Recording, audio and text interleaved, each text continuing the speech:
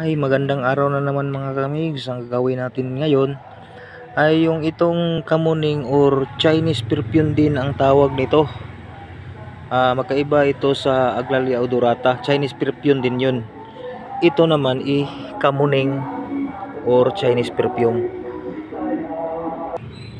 Ito na yun mga kamigs.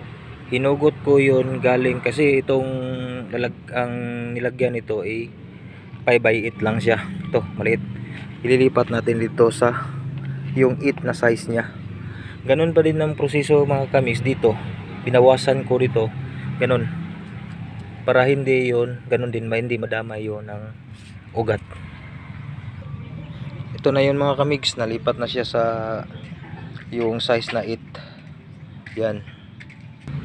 Yan mga kamigs, natapos na rin ang ating pagta-transfer sa ating kamuning o Chinese perfume sa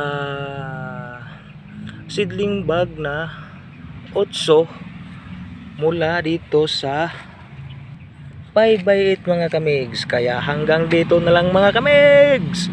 Ingat! God bless! Mabuhay!